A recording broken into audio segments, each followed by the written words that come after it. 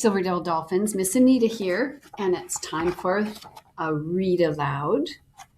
And this book is called Chowder. And what kind of dog is that, do you think? Yep, it's a bulldog. And look, here's Chowder's little food dish. Pretty cute. Chowder's not your typical dog. Chowder had always been different. His owners liked to think of him as quirky. But most people thought he was just plain weird. A dog on a toilet? Most dogs thought he was weird too. There he is riding one of those horses. Chowder wanted to be part of the neighborhood dog pack. But the more he tried to fit in, the more he stuck out. It wasn't easy being Chowder. See, the other dogs are eating their bones and Chowder's fashioning them together into dinosaur bones into fossils. Chowder's only real friends were his owners, Madge and Bernie Wubbington. They didn't just like their bulldog. They were downright crazy about him. I don't know if you can see it, but it says, Chowder's the boss. Chowder's hat says, I'm the boss. And Mrs. Wubbington's hat says, Chowder's the boss. And they say, come here, Chowder Wowder. It's time to put up another precious picture of you. The Wubbingtons had a few quirks of their own.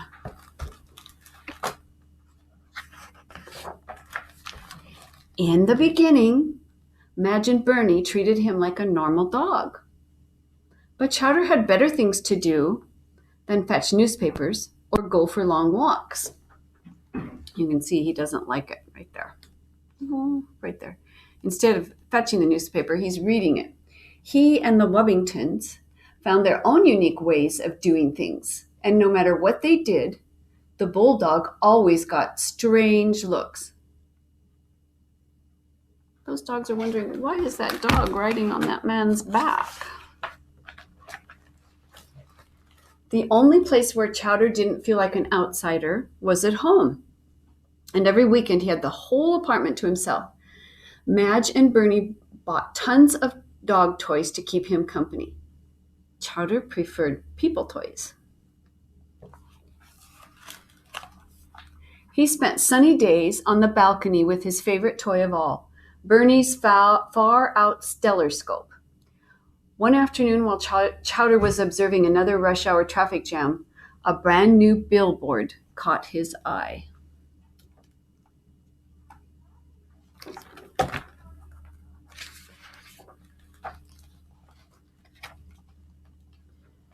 Chowder had been to the food ranch 100 times with the Wubbingtons.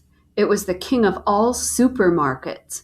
Inside were attractions like the Freezer Food Ravine and the Whoa Nelly Deli. And now there was a new petting zoo called the Critter Corral. Suddenly, Chowder's brain was buzzing. All the neighborhood dogs had said Chowder belonged in a zoo, and he wondered if they were right. He couldn't wait to meet the petting zoo animals, but a week later, the Wubbingtons still hadn't gone grocery shopping. So Chowder cooked up the perfect plan and turned his usual midnight snack into a midnight feast. Madge and Bernie woke up Saturday morning with empty stomachs and found an empty fridge, and just like Chowder had planned, they finally took him to the food ranch. He is one smart dog.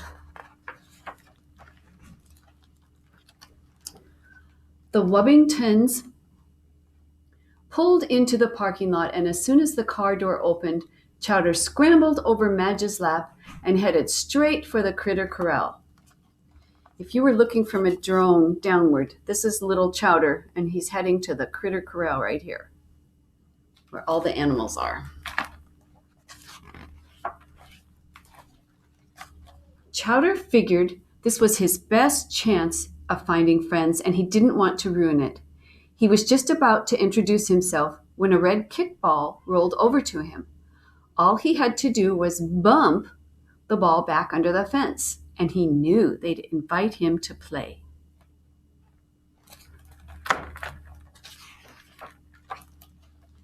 But Chowder had never kicked a ball before. With the first clumsy swing of his paw, he launched the ball over the animals and into a tree. They heard it bounce around between the branches, and after one final boing, it was silent. The ball was stuck.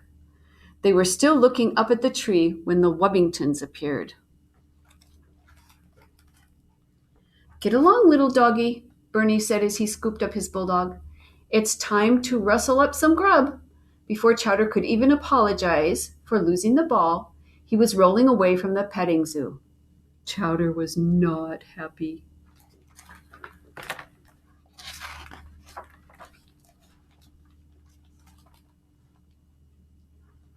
Since he took up all the shopping cart space, the Wubbingtons parked their pooch in the one place they knew he'd stay put.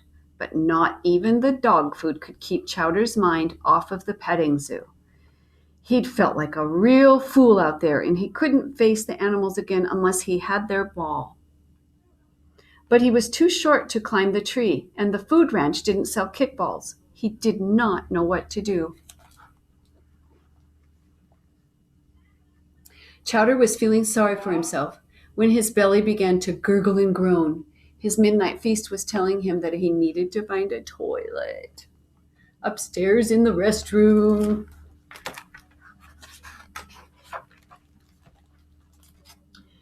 While washing up, Chowder had a wild idea. He squeezed into the restroom window, and just as he had hoped, he could see the kickball in a nearby tree. The bulldog mustered up his courage, and with one loud yelp, he popped into the air.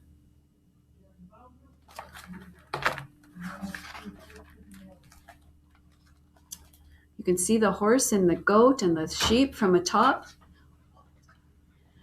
Chowder tumbled through the leaves and branches, but fell just short of the kickball. As he dangled high above the ground, Chowder realized he had no way of getting down and no way of barking for help. Just then he began to hear stomping and snorting directly beneath him. The sounds grew louder and closer, and suddenly Chowder felt something fluffy under his feet.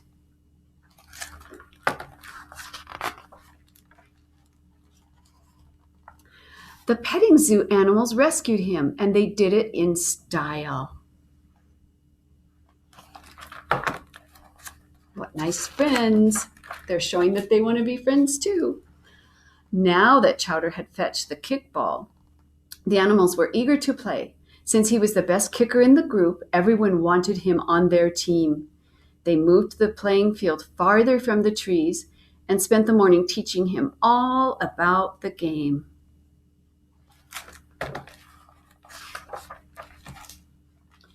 During timeouts, Chowder showed them some of his favorite games. It was a very busy, fun morning.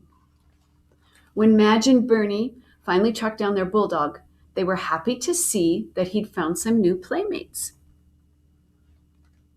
"Say Chowder, everyone," Madge said as she snapped a few more precious pictures for their collection.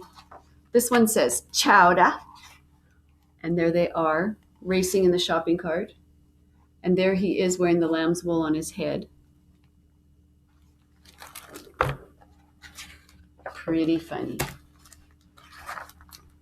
From then on, whenever the Wubbingtons went grocery shopping, they always dropped Chowder off at the Critter Corral.